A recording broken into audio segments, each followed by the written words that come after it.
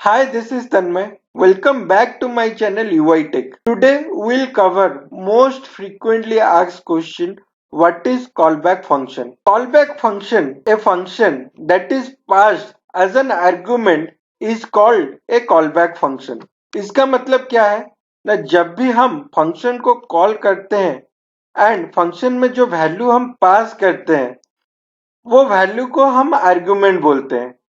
और फंक्शन को अगर हम एज ए आर्ग्यूमेंट पास करते हैं तो उसे हम कॉल बैक फंक्शन बोलते हैं। तो सेकेंड डेफिनेशन क्या है? A call back function is a function that is to be execute after another function has finished executing, hence the name is call back. इसका मतलब यह है कि एक फंक्शन एग्जीक्यूट होने के बाद दूसरे फंक्शन को कॉल करता है एंड दूसरा फंक्शन अपना एग्जीक्यूशन स्टार्ट करता है, उसको हम कॉल बैक फंक्शन बोलते हैं। इसको एक सिनेरियो में हम समझने की कोशिश करते हैं, उसके बाद उसको हम कोडिंग में इम्प्लीमेंट करेंगे। तो सिनेरियो क्या है ना, एक स्टूडेंट है जिसका नाम है तन्मय और एक सर है जिनका नाम है अनूप सर। तन्मय क्या करता है, क्लास के लिए अनूप सर को पूछता है कि सर हमारा क्लास कब होगा। तो अनूप सर क्या बोलते हैं कि मैं अभी कुछ काम कर रहा हूं, मेरा काम खत्म होता है तो मैं तुम्हें कॉल बैक करता हूं। तो जब तक अनूप सर अपना काम खत्म नहीं करते तब तक क्लास स्टार्ट नहीं हो सकता। तो इसका मतलब यह है कि तन्मय ने अनूप सर को कॉल किया, अनूप सर अपना काम खत्म किए, उसके बाद काम खत्म होने के बाद अनूप सर ने कॉल किया तन्मय को। तो ये जो प्रोसेस है, इस प्रोसेस को हम बोलते हैं कॉल बैक। ये जो सिनेरियो था, exactly call back function JavaScript में हमारा ऐसे ही काम करता है। तो चलिए कोड में हम समझते हैं कि कॉल बैक फंक्शन है क्या। मैं क्या करता हूं, एक आरो फंक्शन लेता हूं और कंसोल लॉग में वेलकम फंक्शन ए लिखता हूं। वैसे ही मैं फंक्शन बी को भी लेता हूं और कंसोल लॉग में लिखता हूं वेलकम फंक्शन बी। फिर फंक्शन ए को कॉल करता हूं और फंक्शन बी को कॉल करता हूं। तो आउटपुट क्या आएगा? Obviously welcome function A than welcome function B. इस सिंपल कोड में मैं क्या करता हूं ना, एक ट्विस्ट डालता हूं। फंक्शन ए में मैं सेट टाइम आउट दे देता हूं और 3000 मिली सेकेंड का टाइम मैं यहाँ पे मेंशन कर रहा हूं। तो हमारा आउटपुट अभी क्या आएगा? पहले फंक्शन बी कॉल होगा, वेलकम टू फंक्शन बी। उसके बाद फंक्शन ए कॉल होगा, वेलकम टू फंक्शन ए। पहले फंक्शन बी क्यों कॉल हो रहा है और फंक्शन ए बाद में क्यों कॉल हो रहा है? क्योंकि जावास्क्रिप्ट एक इवेंट ड्रिवन लैंग्वेज है और उसी के लिए हमें जावास्क्रिप्ट में कॉलबैक फंक्शन चाहिए। तो चलिए समझते हैं कि ये इवेंट ड्रिवन लैंग्वेज है क्या। इवेंट ड्रिवन लैंग्वेज क्या है and why we need callback function in JavaScript. Callback function हमें क्यों चाहिए जावास्क्रिप्ट में, यहाँ पे हम समझते हैं। तो डेफिनेशन जो मैं लिखा हूं यहाँ पे, JavaScript is an event-driven language. That means that instead of waiting for a response before moving on, JavaScript will keep executing while listening for other events. Callback functions are a way to make sure certain code doesn't execute until other code has already finished execution. तो ये दो definition का मतलब यह है कि JavaScript एक event driven language है जो कि रेस्पॉन्स को वेट ना करके अपना कोड को एग्जीक्यूट कर देता है। एंड कॉल बैक फंक्शन एक ऐसा तरीका है जो कि सर्टेन कोड को एग्जीक्यूट करने ना दे जब तक हमें रेस्पॉन्स नहीं मिलता। यहाँ पे ये जो इवेंट ड्रिवन लैंग्वेज है, पहले समझते हैं कि ये इवेंट ड्रिवन लैंग्वेज कैसे काम करता है। एक प्रैक्टिकल एग्जांपल अगर मैं दूं तो व्हाट्सएप एक लाइव एग्जांपल है। व्हाट्सएप में मैं क्या करता हूँ ना, मैं अपने दोस्त को एक मैसेज सेंड करता हूँ। तो मेरा मैसेज तो यहाँ पे सेंड हो रहा है, लेकिन इसमें मैं क्या करता हूँ, अपना इंटरनेट को ऑफ कर देता हूँ और यहाँ पे मैं उसको मैसेज सेंड करता हूँ। तो सेंड करने के बाद यहाँ पे आप देख पा रहे होगे कि यहाँ पे एक घड़ी वाला आइकॉन मैसेज के साइड में आ गया। एंड अगर मैं दूसरे चीज को क्लिक करता हूँ और दूसरे जगह को जाने की कोशिश करता हूँ तो वो काम कर रहा है। ये जो मैसेज डिलीवर नहीं हुआ है, इसके लिए ये जो दूसरे चीज है जहां पे मैं जा रहा हूँ, मैसेज रीड कर रहा हूँ, देख रहा हूँ, ये बंद नहीं हो रहा है, ये एग्जैक्टली काम कर रहा है।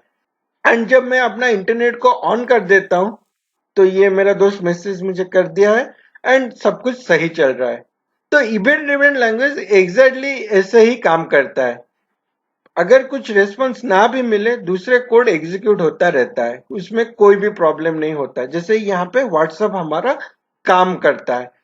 तो आई होप दोस्तों आपका इवेंट ड्रिवन लैंग्वेज का कॉन्सेप्ट क्लियर हो चुका होगा एंड कॉल बैक हमें क्यों चाहिए ये भी आपको समझ में आ गया होगा अभी तक। तो अभी हम कॉल बैक फंक्शन को कोड में इंप्लीमेंट करते हैं। मैं क्या करता हूं ना, एक वेरिएबल लेता हूं लेट एक्स और उसमें एक फंक्शन को मैं असाइन करता हूं। console.log में मैं क्या करता हूं, आई एम फ्रॉम एक्स फंक्शन लिखता हूं।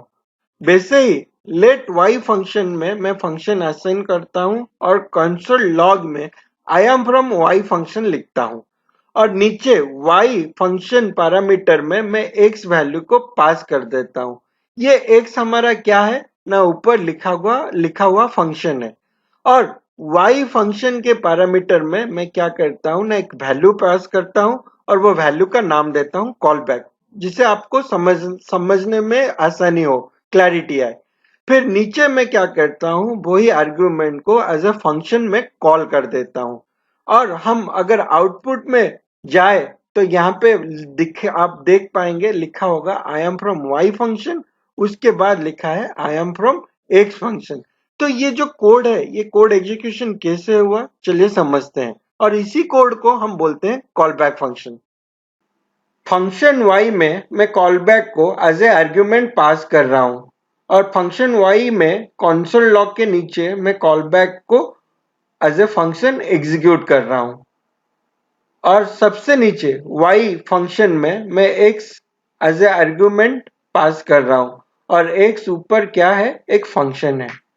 ये कोड यहाँ पे कैसे एग्जीक्यूट होगा, पहले y फंक्शन कॉल होगा, y फंक्शन में पहले console log राइट होगा, उसके बाद जो पैरामीटर मैंने पास किया हूं कॉल बैक, वो एज ए फंक्शन x को ले लेगा और नीचे कॉल बैक में जो फंक्शन में एग्जीक्यूट कर रहा हूं वो x फंक्शन को एग्जीक्यूट करेगा।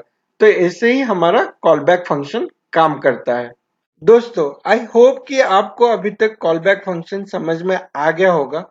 अभी हम एक कोड कर लिखते हैं और वो कोड को कॉल बैक फंक्शन में हम इंप्लीमेंट करते हैं। कोड क्या है ना, मैं एक वेरिएबल लेता हूं और उसमें फंक्शन के पैरामीटर में मैं 3 वैल्यू को पास करता हूं, num1, num2 और टाइप। अगर हमारा टाइप ऐड हुआ तो ये रिटर्न कर दे हमारा एडिशन, अगर ये टाइप मल्टीप्लाई हुआ तो ये रिटर्न कर दे हमारा मल्टीप्लिकेशन। console.log में मैं क्या करता हूं, हमारा फंक्शन को कॉल करता हूं और इसमें आर्ग्यूमेंट में मैं 3 वैल्यू को पास करता हूं, 1, 2 और 8। तो ये हमारा एडिशन काम कर रहा है और दूसरे में अगर मैं मल्टीप्लाई पास कर देता हूं तो ये हमारा मल्टीप्लाई काम कर रहा है। इसको हम कॉल बैक फंक्शन में कैसे करेंगे,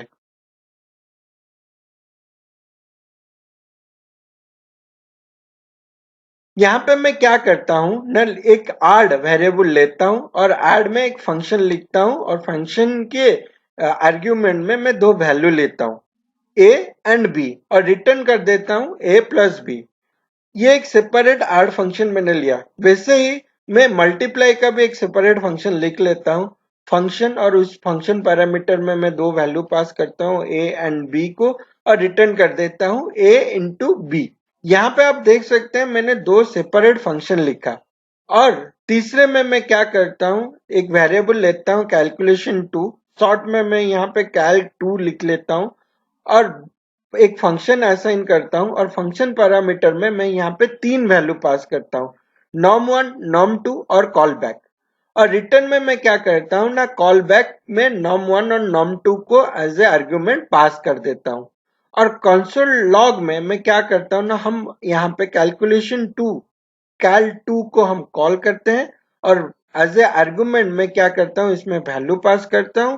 पहला वैल्यू हमारा a है जो कि 11 है, दूसरा वैल्यू b है जो कि 12 है और तीसरा वैल्यू ऐड। ये ऐड क्या है ना, ऊपर लिखा हुआ फंक्शन है जो कि एज ए आर्गुमेंट हम यहाँ पे पास करते हैं। वो क्यों पास करते हैं? क्योंकि हम कॉल बैक फंक्शन यहाँ पे इंप्लीमेंट कर रहे हैं। और कॉल बैक फंक्शन का डेफिनेशन क्या है, जो कि मैं पहले आपको बोल चुका हूं कि एक फंक्शन को दूसरे फंक्शन में एज ए आर्गुमेंट हम पास करते हैं तो उसको हम कॉल बैक फंक्शन बोलते हैं।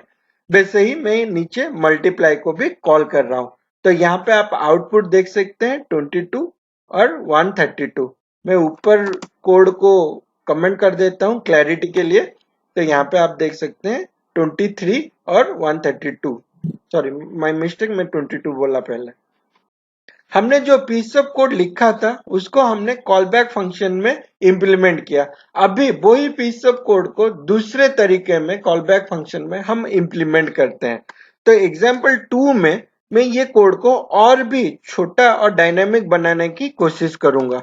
इस एग्जाम्पल में मैं क्या करता हूँ ना, सेपरेट फंक्शन लिखता नहीं हूँ क्योंकि कोड को हमें और भी छोटा बनाना है। एक ही फंक्शन लिखता हूँ और उसको मैं एक वेरिएबल में असाइन कर देता हूँ। वो वेरिएबल का नाम है कैलकुलेशन 3 और शॉर्ट में मैं यहाँ पे कैल 3 लिखा हुआ हूँ। और रिटर्न में मैं क्या करता हूँ ना, अपना कॉल बैक फंक्शन को रिटर्न करता हूँ और वैल्यू में एज ए आर्गुमेंट में num1 और num2 को पास करता हूँ। कंसोल लॉग में मैं क्या करता हूँ ना, कैलकुलेशन 3 को मैं कॉल करता हूँ और उसके आर्गुमेंट में मैं 2 और 3 पास करता हूँ। 2 हमारा num1 है और 3 हमारा num2 है। और कॉल बैक में मैं यहाँ पे डायरेक्ट फंक्शन लिख देता हूँ। और फंक्शन में मैं क्या करता हूँ ना, फंक्शन और उसमें दो आर्गुमेंट a एंड b लेता हूँ और रिटर्न में मैं क्या करता हूँ ना, a मल्टीप्लीकेशन b करता हूँ। तो हमारा आउटपुट अभी क्या आएगा दोस्तों, चलिए देखते हैं। आउटपुट में 6 आया। तो मैं क्या किया ना, यहाँ पे सेपरेट फंक्शन ना लिख के अनोनिमस फंक्शन मैंने पास कर दिया। अनोनिमस फंक्शन हम किसको बोलते हैं, जिस फंक्शन का नाम नहीं होता। तो आई होप कि दोस्तों आपको कॉल बैक फंक्शन का एक क्लैरिटी मिल गया होगा। इंटरव्यू में अगर कोई आपको पूछे कॉल बैक फंक्शन है क्या, आप एग्जैक्टली यही कोड अगर उनको दिखाए तो दे विल इम्प्रेस 100%, क्योंकि मैंने भी यही कोड लिख के दिया था और मेरा इंटरव्यू का सिलेक्शन हो गया था। अगर कुछ शिकायत है आपको तो प्लीज मुझे इंस्टाग्राम में मैसेज कीजिए। एंड ये जो कोड मैंने यहाँ पे इम्प्लीमेंट किया है इसका गिटहब का लिंक मैं आपको नीचे डिस्क्रिप्शन बॉक्स में दे देता हूँ। तो आप वहां पे क्लोन कर सकते हैं और ये कोड को आप गो थ्रू कर सकते हैं। Thank you so much for watching this video. जल्दी मिलते हैं एक नया कॉन्सेप्ट के साथ। बाय बाय, जय जगन्नाथ।